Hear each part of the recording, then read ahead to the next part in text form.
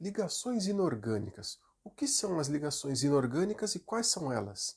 Sejam bem-vindos ao canal, eu sou o Bruno e aqui eu apresento conteúdo das matérias de exatas. Se isso pode te ajudar nos seus estudos, já se inscreve aqui no canal que sempre tem vídeo novo. O que são ligações inorgânicas? São grupos de substâncias que não contêm o carbono como elemento químico central. E quais são elas? Ácidos, bases, sais e óxidos. Quais são as características dos ácidos? Eles são solúveis em água, têm um sabor azedo e o pH entre 0 e 7. E eles são classificados de acordo com a força relativa, a quantidade de hidrogênios ionizáveis e a presença de oxigênio. Os ácidos fortes, eles têm um alfa superior a 50%, os moderados entre 5 e 50%, e os fracos abaixo de 5%. E a quantidade de hidrogênios ionizáveis? É a quantidade de hidrogênios que podem ser liberados quando em contato com uma solução aquosa. Ele é monoácido quando só tem um hidrogênio, diácido quando tem dois e triácido quando tem três. As bases, elas sofrem dissociação em água, liberando um íon OH-. Geralmente são formadas por metais, têm sabor adstringente e o pH superior a 7. As bases, elas são solúveis quando elas são formadas por um metal alcalino, que é aquela primeira coluna da tabela periódica.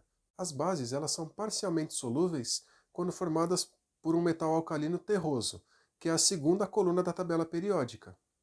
E base pouco solúvel são todas as outras.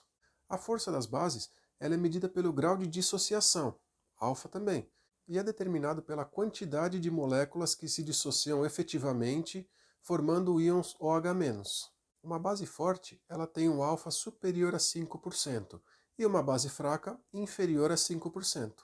Quando ela só tiver um OH, é uma monobase. Quando tiver dois OH, é uma dibase. E quando tiver 3 OH, é uma tribase.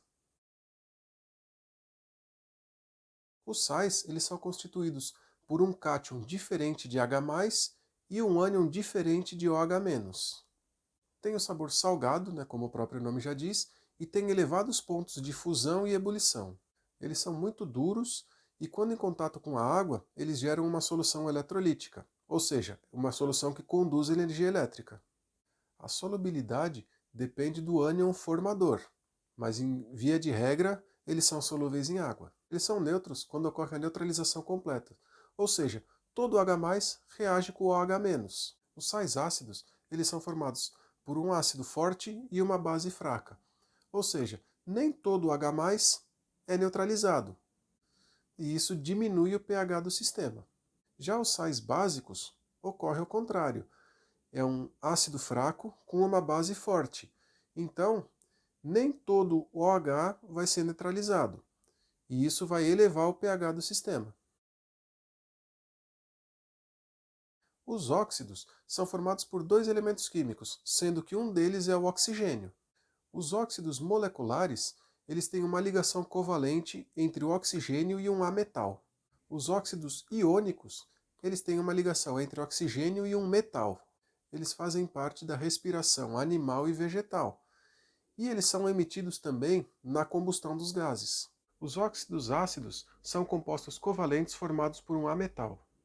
Geram ácidos quando em contato com a água e neutralizam com bases, formando água e sal.